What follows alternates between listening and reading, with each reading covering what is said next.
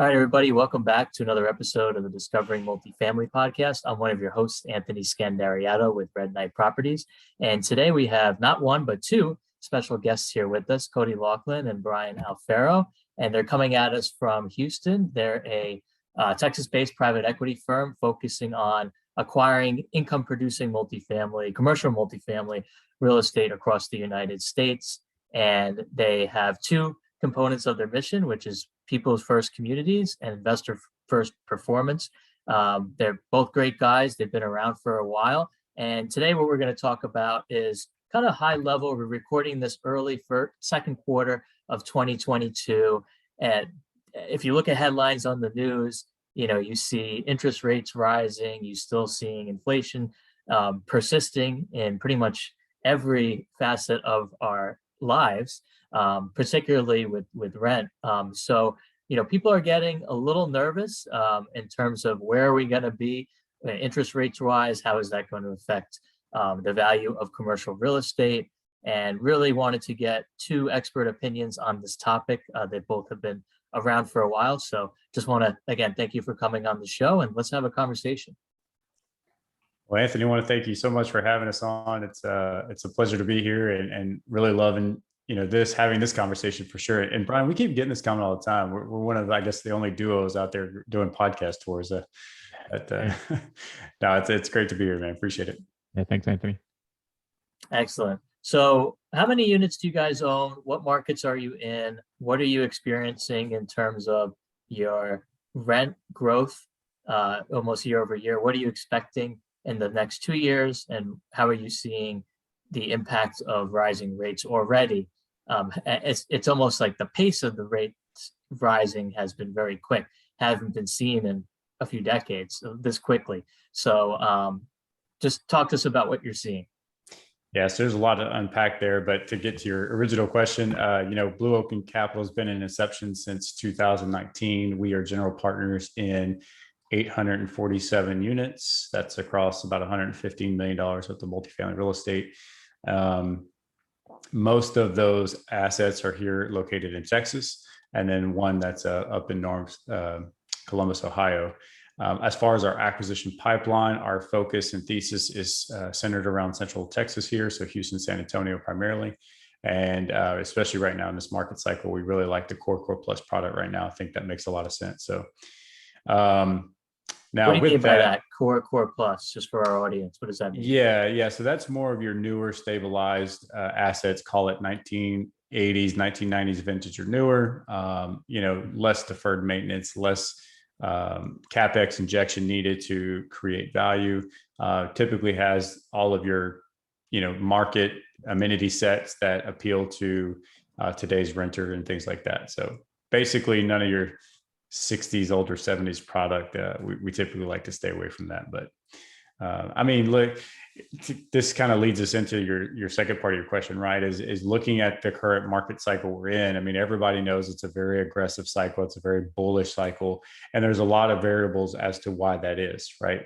I mean, it's no secret we have a massive supply demand dislocation. We just do not have enough inventory and enough affordable housing available to the mass public, and the development pipeline cannot keep up with that demand. And so you have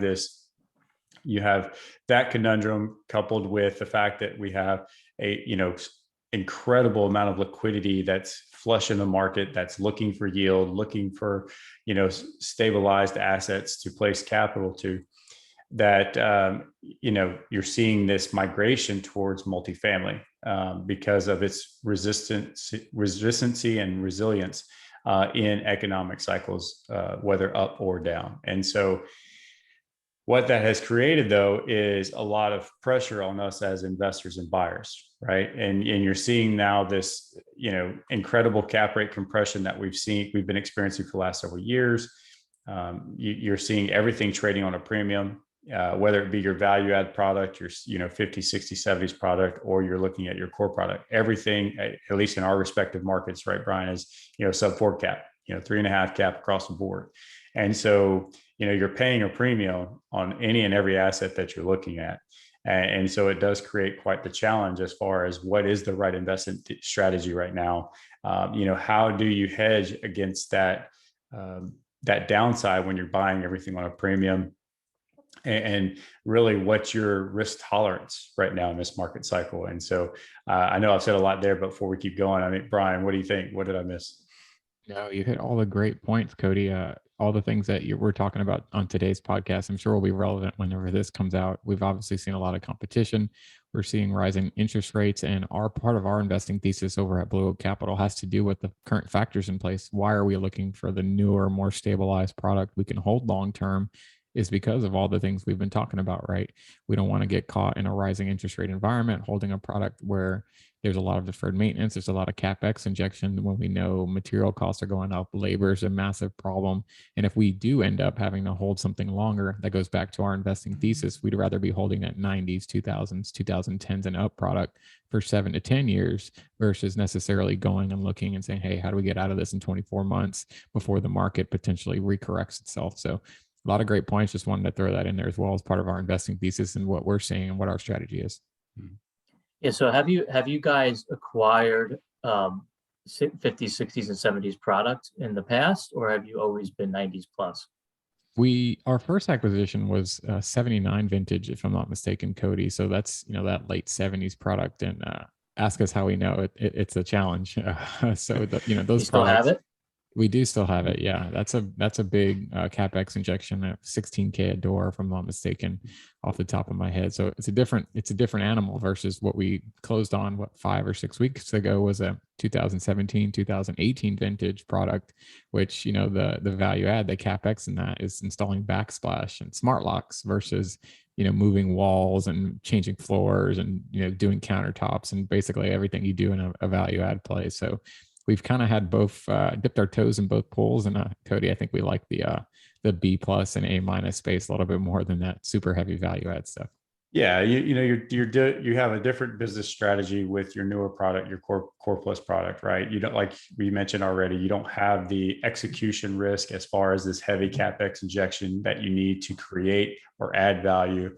Your demographics are typically different. You're dealing with a demographic that, can absorb, call it $1,200, $1,300, $1,400 of rents versus a family that can barely afford, $750 in rent. And it's a completely different management strategy. But, when you talk about our core thesis now, I mean, it wasn't always the case. When we entered into multifamily, very similar to most new operators or syndicators, you kind of have to prove yourself, right? You have to be able to establish your credibility. So most new operators will cut their teeth on the value add play. And so we did that. We started coming into the space with the intent to build a portfolio of value add assets. But what we saw in the marketplace was, again, just the aggressiveness and the competitiveness and the continued appreciation in the asset values, which really put a lot of pressure on us because, without having that track record, without having that experience and executing these business plans on these value add plays, when you start to buy things on a premium, you really start to expose yourself to risk that you don't even know coming because you don't have the experience. And so, we were always trying to learn from other people that are more experienced operators than we are, and kind of what are the trends and what are other operators doing in the market. And we saw this transition of guys that have big portfolios, been in the business for a long time, transitioning to more of your core plus product. And we started to realize that, the reason why is, again, if you're going to be buying an asset on a premium, it gives you a better peace of mind knowing that, as Brian alluded to, you can be in a long-term hold. You don't have the $1 million at risk, multi-million dollars at risk for the CapEx injection needed in general. And you can sleep a little better at night, knowing that you have a good quality asset that, doesn't have all of the other headaches that come along with your older, vintage product. Sure. Have you guys adjusted? Obviously, you started out with that huge value add project. For what you're buying now, have you adjusted the return expectations to you and your investors as a result? Oh yeah, definitely. Brian, go ahead. I'll let you take that one and I'll piggyback. That's definitely a great question, because it was really important for us to have this conversation prior to going into the A and the B class space, because a lot of investors have certain return expectations, and there's different types of investors. People say, well, I'm a passive investor. Well, that's just the umbrella. There's different categories of passive investors, right? There's people that are very cash flow sensitive. They want a lot of cash flow. Maybe they're looking to leave their W-2, or they just need that cash flow for a sustainable lifestyle if they're retired, right? Then you've got people that are looking for equity upside. They make good money already. They're lawyers, doctors, engineers. They have a really high paying job, tech professionals. They're not worried about getting a 7-8% return on $100,000. That $7,000 a year, that $8,000 a year is not changing their life. It's not moving the needle for them. They already have a high income. But what they're looking for is diversification. They're looking for that equity upside. They want to put their money in real estate because they understand the power of real estate while also keeping their other investments open as well, right? So that's another one. And then you've got investors that are looking for tax shelters, period. They like the cash flow. They like the equity upsides. They do like that part of the business. But at the same time, if they're real estate professionals, realtors, different types of real estate investors, they really need to put that capital to work so they can get that depreciation at the end of the year, because they don't want to pay a lot of taxes, or if any taxes at all. So when we switched over to the core and core plus product, looking for that A and B class product, we knew we were going to need to talk to investors that weren't the first type, the more cash flow sensitive investor. We want to talk to the people that are more IRR sensitive, people that are looking for more equity upside, people that are looking for that tax shelter. So we had to adjust investor expectations for sure, versus, looking for that, say 7, 8, 9% cash on cash. Maybe we're looking for somewhere between a 4 and a 6% cash on cash, but we're still getting that 1.8 to 2x multiple on these slightly longer holes potentially, but it's a nicer, more stabilized product, yet has that, it's more risk diversified is what we're telling our investors. So we definitely had that conversation and have been talking to all of our investors about it. And it's part of the reason we switched too, because here in Houston and San Antonio, what's a C-class property get you, Cody? If you're lucky, a 6.5, maybe a 7% cash on cash. No, if you not find even. Yeah. Not even, right? Like that's even. like a diamond in a rough. Well, why wouldn't you buy a class product that's getting you a 5% cash on cash, or a 5.5 or 6% cash on cash? That point and a half different. Is it worth the execution risk? Is the question we had to ask ourselves. And we felt like, based on where we're at in the market cycle, it wasn't at the time. So we've been having this conversation with all of our investors, and sometimes it's not a good fit for them, and that's okay too. And we just go out and find new investors who align with that thesis, that want that stable product. They like the nicer buildings. It's better risk diversified, and they're okay with longer term holds if that's necessary based on where we're at in the market cycle. Yeah, there's a couple of things there if I could piggyback off. Look, the reality is you have to really look at what the market's giving us right now. In our respective markets, again, here being in the Texas MSAs, if everything's trading on a sub 4 cap, it is impossible to generate an 8% cash on cash. There's no pro forma that can give you that type of return unless there's a capitalization event, unless there's a refinance somewhere in your pro forma, which we all know comes with risk when you're talking about underwriting to a refinance, especially coming in with this market cycle where we're at now, where there's a looming recession that's in play here over the next 24 months, blah, blah, blah. So the point is, it's really hard for investors to really expect that 7, 8% cash on cash, 6% cash on cash when you're buying everything on a sub 4 cap. Now, does that mean it's not a great time to invest and it's not a great asset class? Absolutely not. I still think real estate, to me, is the best vertical, but the expectations have to change. And I think this is the downside of what we've seen over the last decade in the syndication model, is now that it has become so popular and so mainstream, and it's so accessible to what we call the retail investor, right? The everyday investor. You've seen this aggression in the marketplace, and now you've seen assets that have traded every 2 years and getting 2 to 3x multiples, and that has become the expectation. Well, we're now entering into a peak in this market cycle where that expectation will adjust whether people like it or not. The days of getting in and out of properties at 24, 36 months are probably going to start thinning out. You're not going to see those transactions occurring like that at that rate anymore. So people are really going to have to remember that, look, wealth is created in real estate when it's held for long term.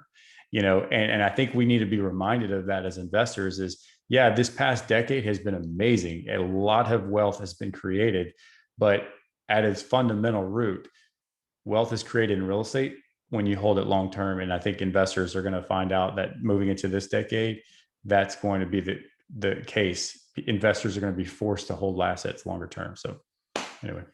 Yeah, I think it's interesting what Brian and you were bringing up before in terms of diversification.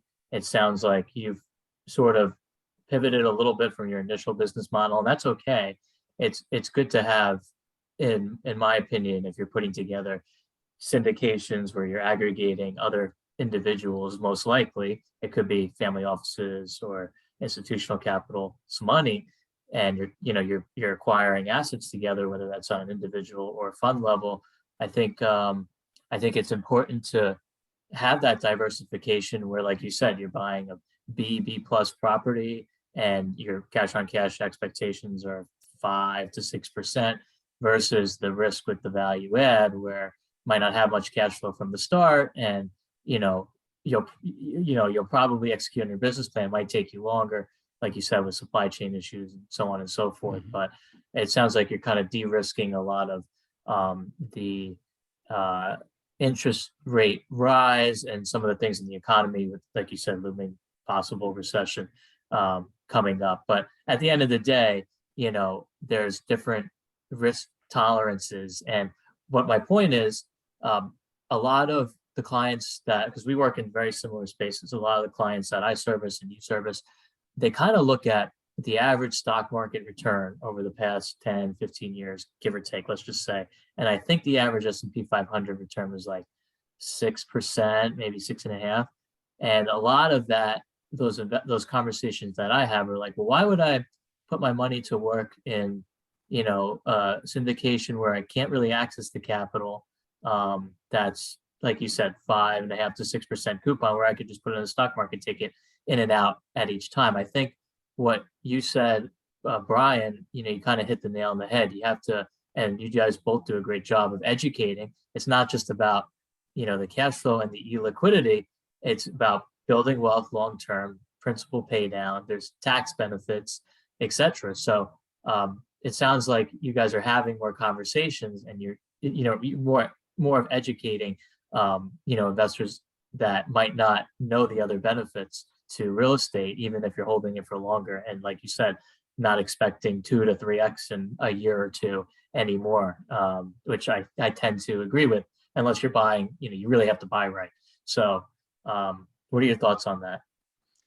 Yeah, I think we would agree. And most importantly, you're absolutely right. You have to buy right. You have to finance right. I mean, all those things are fundamental. And to your point about, this really comes down to identifying who your ideal investor avatar is. And this is something that, we've spent a lot of time really, getting very intentful on who it is that we're looking to partner with, right? Because to your point, yeah, you could look at the equities markets and there's been a lot of highs over the last decade. I mean, a lot of wealth has been created in the equity markets as well.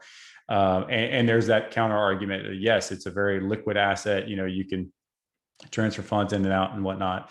But, the sophisticated investor knows that, you should never have all your wealth tied to one vertical, right? And so, if you're an investor that is, looking at only the equities markets and that's where your wealth is tied to whatnot, you also understand that your exposure is that as fast as the stock market can go up, it can come down, just as quickly. And we've seen that, right?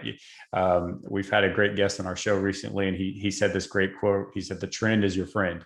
And if you look at the trend and the volatility index of the stock market as compared to real estate, one of the things that most investors love about real estate is the very predictable pattern, a volatility pattern on a historical scale. So you can go back and see just a nice steady trend. And not to say we don't have corrections, we do in the real estate market. And you look at the financial crisis, that was probably a, once in a hopefully lifetime experience. But nonetheless, you can look at the trajectory and see just a nice steady curve versus, a very volatile curve compared to this equities market. So I think dealing with sophisticated investors is something that we have definitely been more intentful on, and those who specifically know and understand real estate and the power that real estate gives them within their investment portfolio. Brian, what do you think? Absolutely. We've been specifically targeting people that have experience investing and want real estate to be a part of their overall portfolio. They're not all in stocks or all in real estate. And they understand that real estate's a liquid. And that to me is actually one of the benefits of real estate, right? Because when the stock market goes crazy, we get very emotional, right? We decide we want to, I'm going to sell, even though maybe it's not the best time to sell, or I'm going to buy, even though maybe you're at the peak. In real estate, you don't really have a choice sometimes because these things move very slowly, which is also good because when the market has a correction, they also correct very slowly as well, where you have time to pivot, you have time to make decisions, you have time to look at your financing situation, your cash flow situation. You can kind of see what's on the other side of the road when it comes to real estate. So that is definitely something we're constantly talking to our investors about, and all the points we've been talking about, I think, are something for everybody to consider. Whether you're a cash flow investor or you're more looking for equity upside, you just got to really understand where you're at in the market cycle and ask yourself, how much risk am I willing to tolerate where we're at today? Love it. I think the conversation we're having here is just very relevant to what a lot of real estate investors, both actively and passively, are seeing in the marketplace. So really appreciate the two of you coming on today. How can my audience find you, connect with you, learn more about you? Well, we're not hard to find. We're very, very active on social media. You can find us on LinkedIn, Facebook. You can also catch us on some of our thought leadership platforms. We host a very good in-person meetup, virtual meetup as well. But connect with us directly, Cody or Brian at blueoakinvest.com. You can find us at each of our handles at Cody Laughlin or Brian Alfaro on LinkedIn, Facebook, and we'd love to connect with you there. Excellent. Well, really appreciate the two of you coming on our show today.